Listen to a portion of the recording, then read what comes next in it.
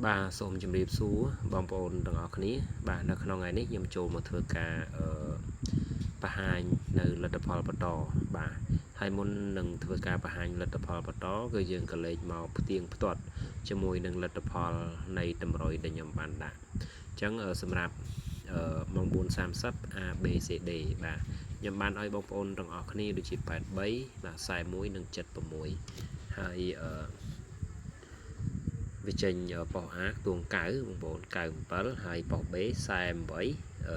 nhưng mọi sai mấy hai bỏ xe bà bạn bớt nhưng mọi bạn bay để hai tiết tuồng tình bỏ đế bà cứ sai bà chẳng nhưng mọi sai mùi với ai cho được tuồng thì bà hai tiết tuồng tình nâng hố bà nhưng mọi sai bấy bạn bớt đậm bà vì trình học của muối là không ngày này bà hai tiết tuồng tình nâng lê dục bà mong bộ mùi xàm sập bông bồn bà nhưng mọi cái pram xàm bông bál hai tiết tuồng tình nâng giúp cái pram cứ dừng chóm bà hai chấm này xàm bál vì mình xàm bál đây vì mình xàm bỏ ít là bông bồn bà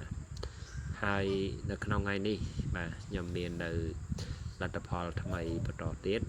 สำหรับធ្វើការបង្ហាញបាទជូនដល់បងប្អូនទាំងអស់គ្នាបាទអញ្ចឹងបើសិនជាបងប្អូនទាំងអស់គ្នាកំសាន្តសូមកំសាន្តតិចតួចឬគ្រាន់តែធ្វើការតាមដានព្រោះវាជាលទ្ធផលនៃការ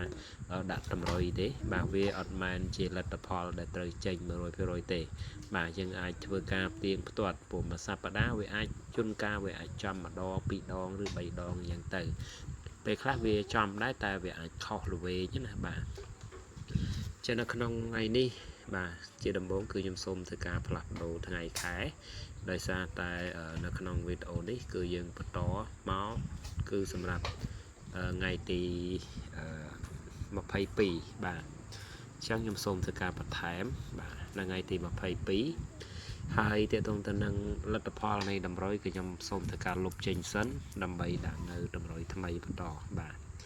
ចឹងបងប្អូនធ្វើការរងចាំសិនខ្ញុំលុបម្ដងមួយណាដោយសារតែការចេញមកវាអាចតូចបាទដោយសារតែការថតវីដេអូនេះគឺខ្ញុំថតអេក្រង់បញ្ឈរណាហើយយើងកាត់ជាទម្រង់ផ្ដេកបាទយើងវាអាចតូចហើយមូលហេតុដែលខ្ញុំដាក់ background ពណ៌ខ្មៅនេះដោយសារតែវាងាយស្រួលនៅក្នុងការទស្សនាទៅវាអាចច្បាស់ជាងដាក់ពណ៌សបាទវាអត់ចាំងផ្នែកបាទអញ្ចឹងដោយសារតែថ្ងៃនេះលទ្ធផលដែលខ្ញុំមានបាទខ្ញុំសូមបំពេញសម្រាប់ ABCD ម៉ោង 4:30 នាទីមុនបាទ ABCD ណាបាទអញ្ចឹងនៅក្នុងថ្ងៃនេះសម្រាប់ខ្ទង់ទី1គឺខ្ញុំមាន50បាទ51ហើយខ្ទង់ទី2បាទគឺខ្ញុំមាន14និងខ្ទង់ទី3គឺខ្ញុំមាន75បាទចឹងនេះសម្រាប់ ABCD ណាបាទគឺមាន51 14និង75បាទហើយកុំភ្លេចបងប្អូនបើសិនជាបងប្អូនដកស្រង់យកទៅកំសាន្តសូមកំសាន្តតិចតួចតាមដែលអាចធ្វើទៅបានណាព្រោះថាតម្រុយវាមានខុសមានត្រូវបាទខ្ញុំសូមធ្វើការបញ្ជាក់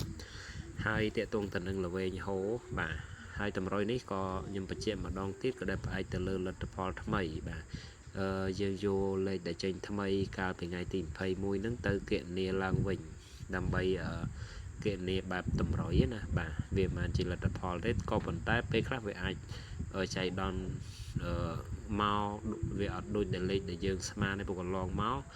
វាអាចត្រូវញឹកញាប់ទៅតាមខែដែរខែខ្លះវាអាចញឹកញាប់ខែខ្លះក៏វាអត់ត្រូវអីយ៉ាងទៅក៏ប៉ុន្តែក៏នៅតែត្រូវមួយសប្តាហ៍ម្ដងពីរដងជាពិសេសតាក់ទងទៅនឹងលេខយប់បងប្អូនលេខយប់វាអាចចូលប៉ោះអាញឹកមិនថាសមាជិកឬក៏មិនថាលេខដែលផ្អែកទៅលើថ្មីឬក៏លេខដែលផ្អែកទៅលើចាស់ទេបាទលទ្ធផលថ្មីលទ្ធផលចាស់ណាបាទហើយមួយទៀតសម្រាប់ហូបាទគឺខ្ញុំមាន62បាទសម្រាប់ខ្ទង់ទី1ណាហើយខ្ទង់ទី2គឺខ្ញុំមាន76នៅក្នុងថ្ងៃនេះហូគឺមានតែ2ទេបាទ62 76សម្រាប់ហូបាទតេតងទៅនឹង ABCD ម៉ោង4គឺមាន51 14និង75បាទចឹងនេះគឺជាលទ្ធផលបាទបន្តសម្រាប់ថ្ងៃទី22បាទបើសិនជាបងប្អូនជួយចែកកុំភ្លេចជួយចុច Subscribe បាទម្នាក់មួយផងហើយនឹងជួយចុច Like ឥឡូវបន្តទៅទៀតគឺយើងមកម៉ោង 6:30 បាទ ម៉ោង 6:30 នៅក្នុងថ្ងៃស្អែកគឺជាថ្ងៃសុក្របាទច័ន្ទអង្គារពុធពហោះសុក្របាទគឺយើងផ្អែកទៅលើលទ្ធផលចាស់ណាបងប្អូនបាទអញ្ចឹងដោយសារតែហូរនៅក្នុងថ្ងៃនេះមានតែ2ទេបាទ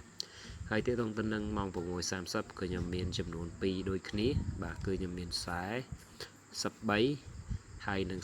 36បាទបាទដោយសារតែសុខភាពសំឡេងអត់សូវល្អបាទផ្ដាសាយអញ្ចឹងខ្ញុំសូមធ្វើការបញ្ជាក់ម្ដងទៀតសម្រាប់តម្រុយនេះគឺសម្រាប់ថ្ងៃទី22ខែ5ឆ្នាំ2026 ABCD 9:30គឺមាន51 14និង75ហើយហូបាទ9:30គឺមាន62និង76សម្រាប់យប់បាទម៉ោង 6:30 គឺមាន43និង36បាទជានៅក្នុងវីដេអូមុនគឺមានតែប៉ុណ្្នឹងទេបាទបើសិនជាបងប្អូនចូលចិត្តកុំភ្លេចជួយចុច Subscribe បាទនិងជួយចុច Like បាទសូមអរគុណសូមជូនពរសំណាងល្អ